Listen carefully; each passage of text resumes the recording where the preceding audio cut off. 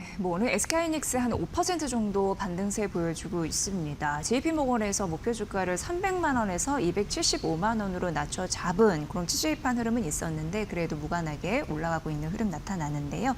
오늘 코스피가 좀 상대적으로 삼전 닉스가 올라가주고 AI 밸류 체인 전반적으로 오르면서 조금 더 상대적으로 폭이 좀 있는 편입니다.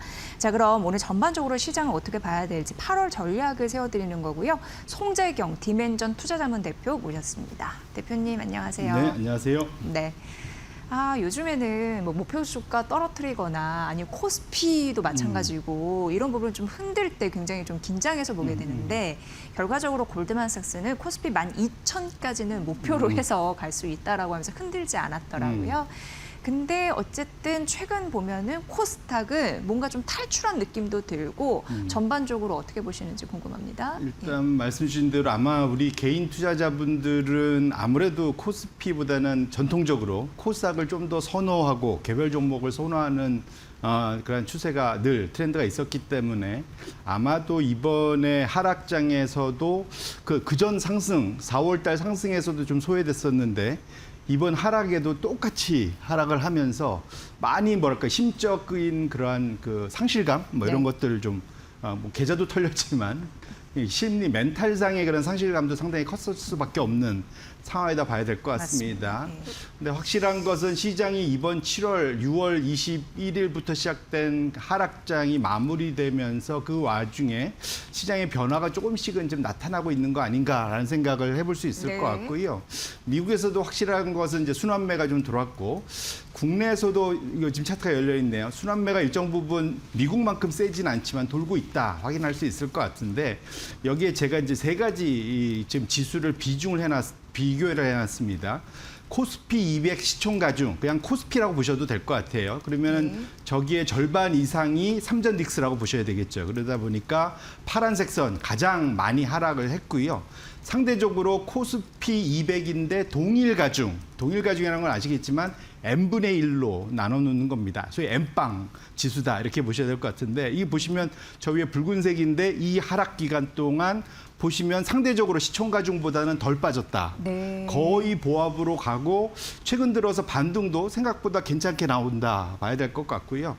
그 사이에 지금 끼어 있는 게 이제 코스닥 150인데 보시면 오를 때 못 오르더니 빠질 때는 똑같이 빠졌습니다. 근데 다행스러운 건 요 며칠간 코스닥이 확실히 좀 힘을 내주고 있다. 그래서 저 동일 가중을 좀 쫓아가려고 좀 하고 있지 않습니까?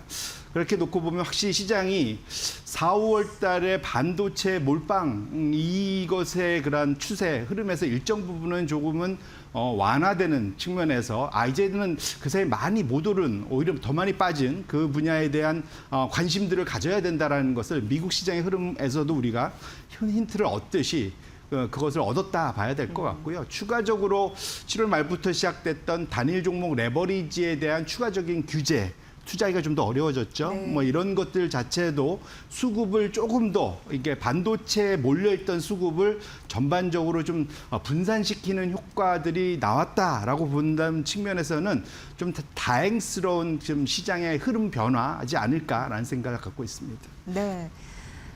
코스닥이 최근에 이제 오늘도 4거래 연속 오르기 때문에 굉장히 궁금했는데 그런 전반적인 분위기에 대해서 일단 살펴주셨고요. 그리고 앞서서 머니코드에서도 말씀드렸다시피 사실 증시가 이렇게 오를 때 정책이 굉장히 중요한 뒷받침이 되는데 최근에 화제가 되는 건 세액 공제입니다. 굉장히 다양한 섹터가 있잖아요. 저희 머니코드에서도 오늘은 인테리어 관련주가 수혜가 될 수 있을 것이다라고 소개해드렸는데 전반적으로 어느 섹터 좋게 보세요. 제가 말씀 주신 대로 올해 7월 달이 주로 중요한 것이 소위 정부의 세제 개편안이 1차적으로 발표가 되는 거고요. 이것이 최종 확정되는 것이 이제 11월 달입니다. 그래서 1차적으로 정부 안에 윤곽이 나왔다라는 측면에서는 다행스럽고 이번에 새롭게 신설이 된 것이 대표적으로 봐야 될 게 국내 생산세 공제. 이것이 이제 조세특례법상에 새롭게 신설이 됐다라는 것에 의미를 부여할 수 있을 것 같고요. 국내에서 생산할 때 세제 혜택을 좀 더 세게 많이 주자. 그러니까 국내 우리도 일종의 리쇼어링이죠. 뭐 이런 것들을 상당히 이제 강조하는 법안이 나왔다라는 게 중요할 것 같고 주로 대상이 되는 것이 총 6개 업종이 어제 나왔습니다. 그러니까 태양광 발전, 풍력 발전, 2차 전지, 반도체, 핵심 소재, AI 로봇 부품, 총 6가지인데 잘 생각해 보면 여기에 관련된 중소형주들이 대부분 코스닥에 좀 많이 분포가 돼 있죠. 그런 것들이 어제 코스닥 랠리를 좀 더 강화하는데 상당히 일조를 하지 않았나 싶은 생각을 갖고 있고요.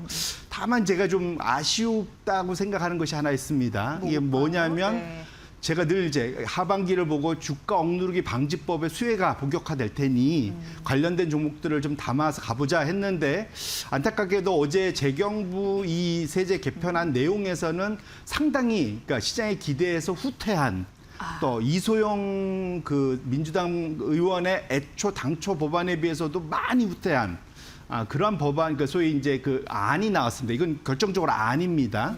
그래서 심지어는 어제 이제 이소영 의원을 포함해서 민주당 내에서도 여럿이 비판의 목소리를 냈죠. 그러니까 잘 생각해 보면 1년 전 이맘때로 돌아가 보시면 그때 상법 개정안 얘기 나오면서 배당 분리과세. 그거 갖고 한번 엄청 난리가 났었습니다. 8월 달에. 그때 그래갖고 엄청 화들을 내고 뭐 재경부 장관 부총리 불려 나와갖고 PER, PBR 헷갈리고 뭐 기억나시죠? 맞아요. 예. 그때가 딱 지금 이맘때입니다. 그래서 1차적으로 소위 산업진흥. 벌써 1년이 지난 거예요? 벌써 1년입니다. 그래요. 이 1년마다 이맘때가 나옵니다. 그래서 이때 생각을 해보시면 그때도 그랬을 때 투자자들이 막 화를 내니까 재경부 장관이 쓸 꼬리 내리고 상당히 시장이 원하는 방향으로 바뀌었던 거 기억하시죠? 마찬가지로 이번도 충분히 그럴 수 있는 가능성이 저는 있다 보고 있고요. 그래서 그때 아마 제가 여러 방송에 나가갖고 지금은 국회의원들을 괴롭힐 때다. 각 지역구의 국회의원들한테 가서 열심히 전화하셔갖고 주가 억누르기 방지법, 재경부 이 법안 너무 약하다. 제대로 좀 다시 만들어내라. 또 내지는 수정을 좀 잘해라. 라는 압력을 가해 주신다면 이것이 큰 힘이 되지 않을까 싶고요. 왜 이걸 자꾸 얘기하냐면 우리가 4, 5월 달에 한번 봤지만 이게 우리말에 이런 그 유명한 문구가 있지 않습니까? 빨리 가려면 혼자 가고 멀리 가려면 같이 가야 된다. 이런 말이 있잖아요. 마찬가지로 반도체 혼자 날아가니까 4, 5월 달에 엄청 빨리 올라갔지만 그 뒤 후폭풍이 어땠습니까? 많이 사실은 그냥 9,000대 찍고 그냥 바로 내려왔잖아요. 우리가 9,000대를 찍는 게 목표가 아니라 아까 말씀드렸던 12,000까지 가서 안착하는 게 목표라면 많은 기업들이 같이 상승을 해야 됩니다. 그런 측면에서 우리나라 지금 코스피 기준으로 PBR 1배 미만 종목이 75%나 되거든요. 이게 말이 안 됩니다. 그래서 결국은 그들이 자체적으로 주가를 끌어올리려는 노력을 할 수 있는 경제적인 구조, 이익 구조를 만들어줘야 되고 그것이 이번 법안에 좀 더 강하게 담겨야 되거든요. 그래서 그렇게 놓고 보신다면 이것들을 지금 남은 아직 11월까지 시간이 있으니까 이럴 때는 좀 열심히 전화를 우리한테 투표권이라는 엄청난 힘이 있습니다. 그래서 지역 의원들한테 열심히 연락하시면은 아마도 그들이 우리를 대신해서 훨씬 더 진일보하고 시장이 원하는 그러한 그 법안을 만들어내지 않을까라는 기대를 해보고 있습니다. 아무래도 지금 주가 변동성이 굉장히 커서 주식하시는 분들 굉장히 시름시름 앓고 계시잖아요. 이제 거기가 정확하게 기억 안 나는데 블룸버그였던 거예요. 한국장은 투자하면 안 된다라고 다시 블룸버그인지 아무튼 그렇게 블룸버그 맞습니다. 그렇죠. 칼럼에서 저희 입장에서는 굉장히 지금 힘든 상황인데 이렇게 정책적인 모멘텀이 좀 받쳐주면 날 수 있는 데라는 생각이 들다 보니까 주가 누르기 방지법 같은 경우는 당연히 돼야지 코리아 정상이 되고 프리미엄으로 갈 수 있는 그런 단계이기 때문에 많은 시청자분들, 투자자분들이 관심을 가져야 될 그런 사안이 아닐까라는 생각을 해보게 되고요.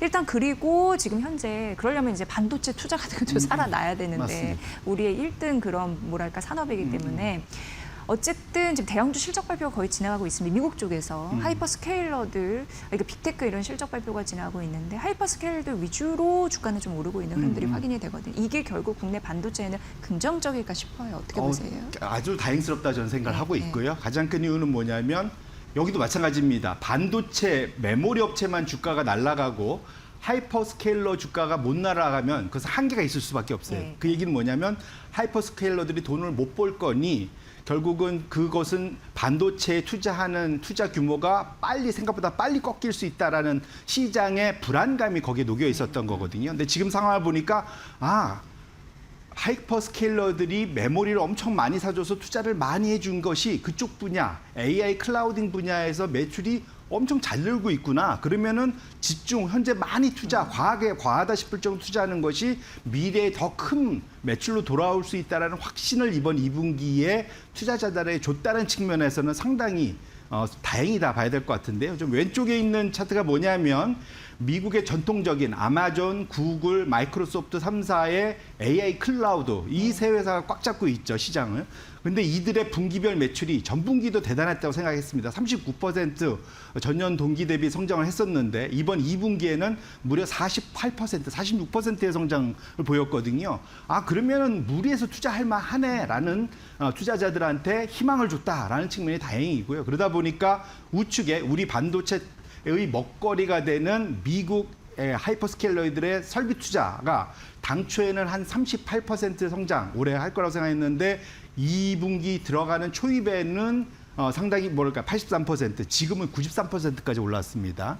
그리고 내년도 원래는 연초에는 한 15% 성장한다고 생각했는데 지금 보니까 내년에 한 33% 성장할 거다라고 보고 있고 더 올라갈 수도 있을 것 같아요. 결론적으로는 지금 하이퍼스케일러가 돈 되는 데에다가 더 많은 돈을 지금 넣고 있구나. 그러니까 그렇게 했기 때문에 기다려주면 된다라는 분위기를 만들어줬다는 것 측면에서는 그러한 것들이 어젯밤 미국장에서도 소위 필라델피아 반도체 지수가 급등하면서 최근 4일간 한 12% 올랐습니다. 그래서 네. 고점 대비 한 30% 이상 빠졌다가 지금 12% 반등을 내주는 것도 결국 아까 멀리 가려면 다 같이 가야 된다고 말씀드렸듯이 하이퍼스케일러들도 돈을 잘 벌어야 우리 메모리 투자자들도 메모리 회사들도 돈을 계속 벌 수 있기 때문에 이들의 그런 흐름 자체가 같이 가주는 것은 매우 고무적이다 이렇게 말씀드리겠습니다. 네.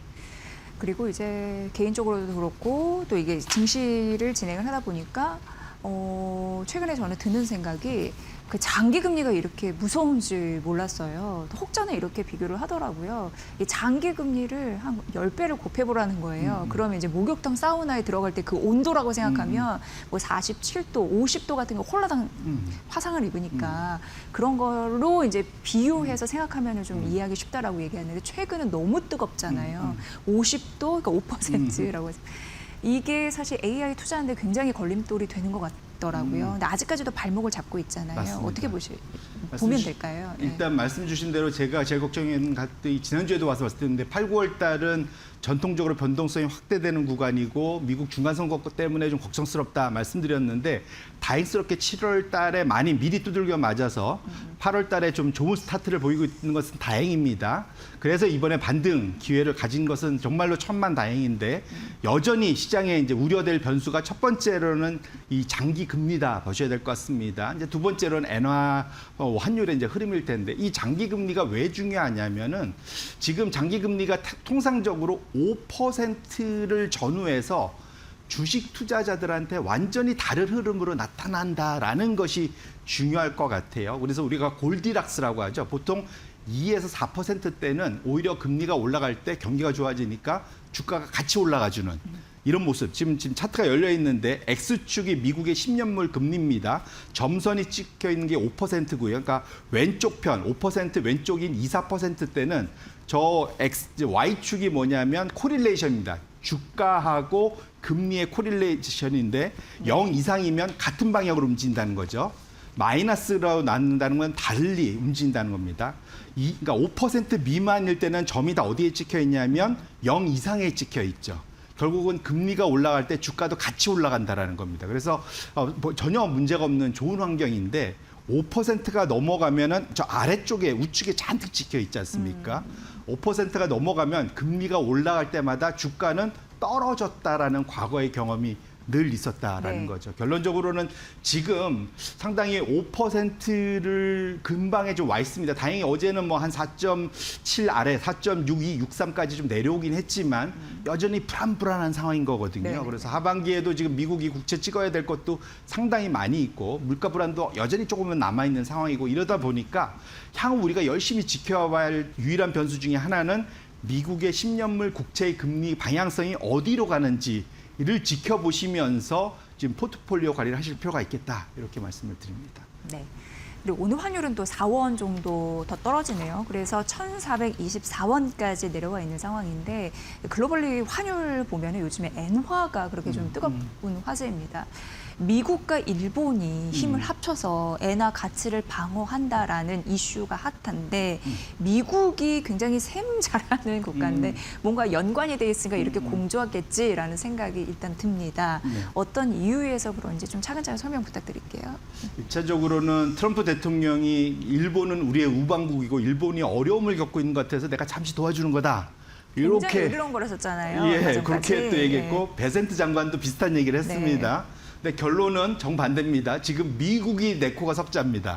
무슨 아까 봤지만 미국의 장기 금리가 저렇게 5% 넘어가려고 그러고 30년 금리가 5.3을 넘어가려고 한다면 이제는 투자자들이 미국의 장기 금리, 그 장기 국채에 투자를 안 하려고 하겠죠. 역시, 그러면 예. 금리가 더 많이 위로 튈 수밖에 없고요. 결정적으로 중요한 게 뭐냐면 일본이 미국 국채 보유국 1위 국가입니다. 고객사. 예. 근데 지금 네. 일본이 지금 안 그래도 좀 물가도 올라가고 지금 유가 때문에 에너지 수입 물가 올라가고 부담스러운데 지금 여기서 계속 미국 국채를 사줄 수가 있겠느냐. 오히려 내다 팔지 않겠냐는 우려. 뭐 이런 것들이 시장에 있다는 걸 알고 있기 때문에 부랴부랴 베센트 장관이 10여 년 만에 미일 공조로 엔화 강세로 전환시키려고 애를 썼다 보셔야 될 거예요. 결국은 이것이 일본 잘다라고가 아니고 미국이 자기들의 지금 국채 발행 때문에 이렇다라고 보셔야 될 것 같고요.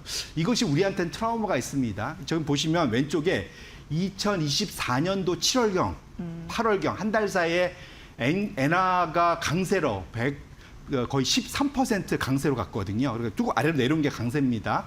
이렇게 내려왔을 때 지금 코스피가 그때 15%나 빠졌었죠. 네. 이때 상당히 우리가 그래갖고 엔캐리 트레이드 청산, 뭐 엔캐리라는 얘기를 엄청 많이 들었습니다. 이번에도 지금 유사한 걱정들이 일부 있을 수 있는데 첫 번째로 다행스러운 것은 이번에 보시면은 우리 파란색 코스피가 미리 빠졌죠. 그래서 상대적으로 먼저 두들겨 맞아서 조금은 이제 소위 여유, 이번 엔캐리 트레이드 청산이 있어도 좀 여유가 있지 않을까라는 생각을 하고 있고 지금 상황에서는 지금 분위기를 봐서는 일본이 금리를 공격적으로 올릴 것 같지 않아서 일본은행이 이렇게 놓고 보면 엔화 약세 배팅이 좀 더 가시화될 수 있어서 엔캐리 트레이드 청산 가능성은 좀 낮아질 것 같아요.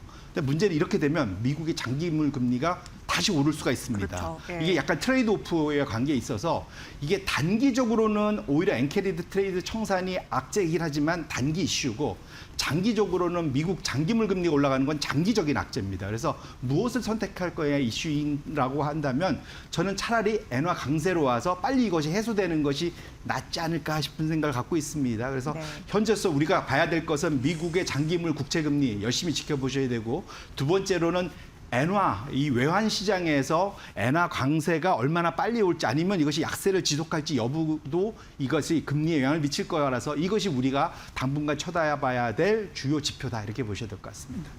대표님 말씀 들으면서 좀 굉장히 슬픈 현실을 마주할 수가 있는데 그 어떤 악재가 오더라도 우리나라가 지금 현 상황에서 무기가 있다.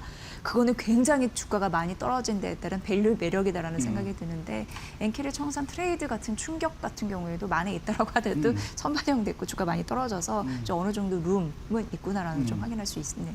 그러면 떨어질 만큼 떨어졌나라는 시각에서 봤을 때는 좀 의문점은 있긴 하지만 8월 전략을 어떻게 세워보면 좋을까요? 뭐 늘 이게 갑자기 8월 됐다고 확 전략이 바뀔 건 없을 것 같고요. 제가 늘 말씀드리지만 반도체 몰빵 투자는 지양하시길. 그것은 이번에 4월 달에 한번 크게 당했지 않습니까? 우리 또 당하지 말자. 네. 그러니까 반도체를 투자하지 말자는 게 아니라 적정 수준을 가져가자라는 말씀을 드리고 싶고 하반기로 갈수록 우리 내부적인 요인에 집중하자. 그래서 순환매에 대응할 수 있는 포트폴리오를 짜자. 그리고 우리가 열심히 해갖고 만들어낼 수 있는 게 있습니다. 제가 아까 말씀드렸지.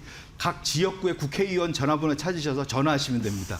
그래갖고 이번에 제대로 된 주가 억누르기 방지법이 만들어지면 우리가 작년에 상법 개정안이 통과될 때마다 레벨업 되는 걸 봤잖아요.